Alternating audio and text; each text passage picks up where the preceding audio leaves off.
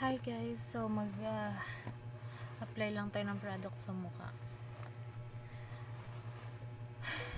Ang hirap pala talaga no pag na tagapagantay ka.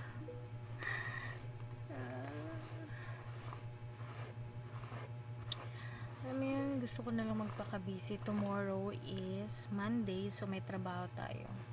Masaya akong may trabaho na naman. Monday na naman. Nalulungkot ako pag Sabado, Linggo. Gusto ko talaga may trabaho tayo. So ayan, suklay muna ako dahil basa pa yung aking hair. It's 9:22. So mag-apply lang tayo ng product kasi nagre-rejuve ako talaga. Kailangan natin magpaganda habang wala. So ayan, suklay muna natin. Nagtali ako saglit.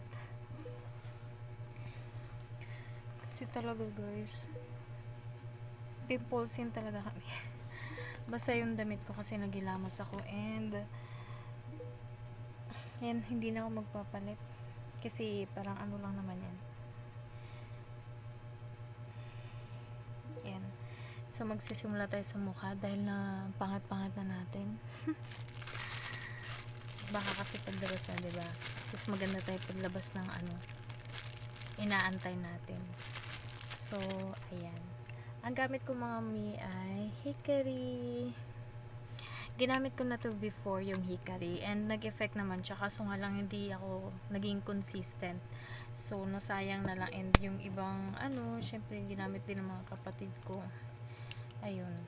Kaya nagbili ako ng panibago. Gusto ko magamit ko siya talaga hanggang maubos. Before talaga nagre-rejuve ako pero ibang product. Ayun. Kaso nga lang hindi ko na siya mahanap ngayon.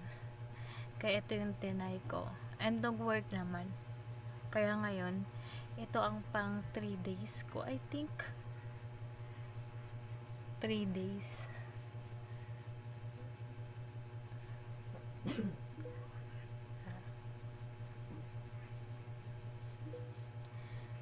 Hikari. Apply mo na tayo. Oh, it's awi. This ganda tayo guys. Para naman maganda tayo paglabas, diba? Paglabas nila. Ang hirap kasi lagi ko siyang naisip. Kaya gusto ko magpapaka-busy tayo. And buti na lang Monday na. Dati ayoko mag-Monday kasi parang gusto ko na weekend na lang para nakakasama ko sila. Pero ngayon walang rason guys. Kasi alam mo naman, pag tagapagantay ka talaga, wala talaga totally contact sa kanila, so ang hirap. Actually galing kami sa house ng partner ko sa mama niya. Doon kami nagstay ng Sabado, Linggo para syempre makasama din ng mga lola yung apo nila. Ayan, kaya doon kami nagstay pag Sabado, Linggo. As much as possible dapat nagapunta kami doon. Sinusulit na lang din namin yung mga time na na pwede pa. Kasi pag nakalabas na yung partner ko, lilipat na kami dun sa puerto. So, matagal na naman bago kami makabalik. And yun, I'm so happy because tomorrow is Monday. So, I have work. Magbibisihan tayo guys. Gusto ko nag-hapdi yung dito ko. Actually, nag-hapdi na siya. Para tagang feel ko yung And pag nagbalat na, stop na tayo. Diba? What was this?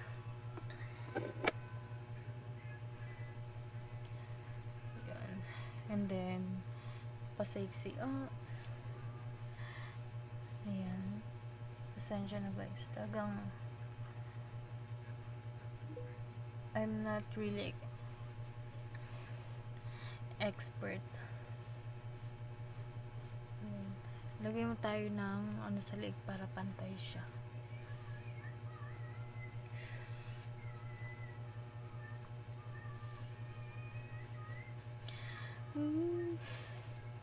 Alam niyo kanina nung Sabado kahapon, nag-download ako ng app kasi naglalaro ako ng PUBG. So, nag-download lang ako para malibang ba ako kasi dun wala talagang gawa sa kanila. Kasi totally hands-on kasi yung parents niya sa gawaing bahay, ganun.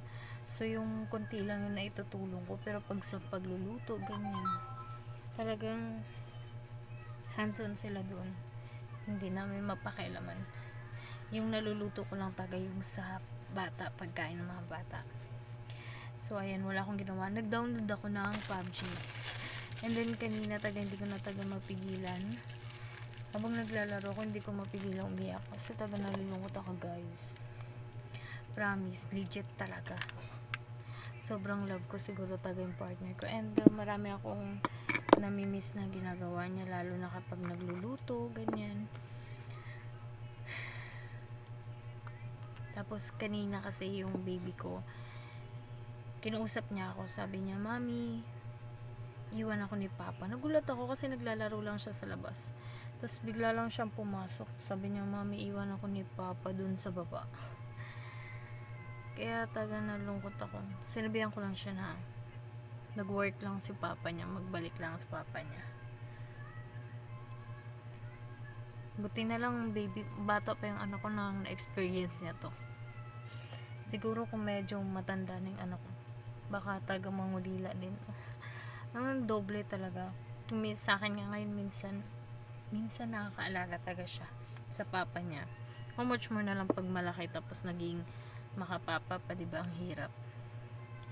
Kaya buti na lang maliit pa yung anak ko, kahit papaano may mga time na alam nyo, hindi masyadong nakakapaalala sa akin. Ayan. Ngayon pala, bago ako umakyat dito sa taas, naglaba na ako. Mga alas 3 ako nakauwi dito sa bahay. So, naglaba ako ng mga gamit namin kasi bukas may pasok na. So, diba? Actually, tas wala pang tubig kaya hindi ko siya natapos. Buti na lang may mga pants ako na magagamit ko tomorrow. So, next natin itong lip care. Ito yung ilalagay ko, guys, kasi sobrang ganda nito.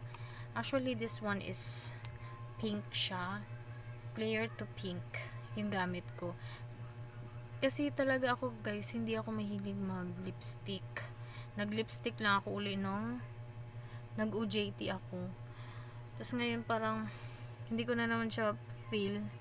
Gusto ko ng mga lip gloss, lip shiner, yan ganun lang. And this one, guys, sobrang ganda nito. Alam niyo kung bakit? Kasi bukod sa lip therapy talaga siya, nakakatulong din siya, guys, kasi nagmumukha kang parang may lipstick din at tumatagal siya. Diba?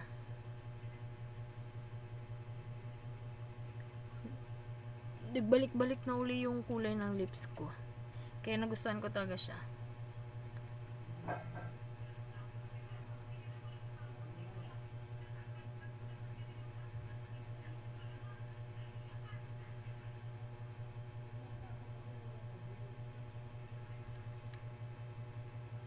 Ayan. Ganyan lang siya tuwing morning. Ganito yung ginagawa ko. Tuwing morning, tuwing gabi. So, talagang maintain na naglalagay ako ng lip care. Moisturizer siya sa lips. Ayan. Habang wala yung asawa ko, siguro I need to focus sa sarili ko. Para paglabas niya, diba, ibubuhos ko na lang. So, hindi tayo pangit paglabas niya. Tsaka gusto ko sana magpapayat, pero parang hindi kaya. Pero actually, nagkakaroon ako ng hindi ako nakakain na maayos. So, yun na siguro.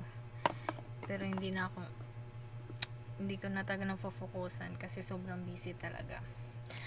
By the way, share ko lang, guys, yung meron akong free sample na na-receive.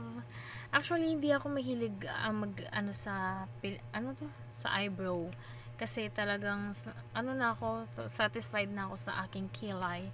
Pero meron akong na-receive dito, guys. Sobrang ganda nito, promise. Ito yung kulay brown. Yung nakuha ko is kulay brown na eyebrow gel. Kulay brown. And then, meron na siyang sariling brush. Dalawang klaseng brush, guys. Hindi ko alam kung anong tawag dito kasi hindi naman ako mahilig magkilay. Basta may tawag dito yung pinsan ko sa ganito tsaka ito. Ayan, sobrang ganda niya, guys. Promise. Ayan. Highly recommended yan mga mi sa mga nagkikilay. Sobrang ganda. Alam, biruin nyo, meron ko na kayong pang eyebrow tapos kasama na ito at hindi talaga siya pwedeng ipaghiwalay. O diba, hindi nyo na makakalimutan kasi naman sa nakahiwalay yung mga brush niya. So, may tendency na makakalimutan nyo. O diba? Ayan guys. Tapos na tayo sa routine natin tuwing gabi and maglalagay tayo na ito. Tinutuwad ko siya guys kasi ayaw ko kasing makalat sa dito. Ayaw kong makalat. Ayan nga, kumalat na ngayon siya. So, lagi ko na siyang tinutuwad. And then, apply tayo sa ang lagi kong ina-apply nito guys yung hita ko, promise. Talagang gusto ko siya i-maintain.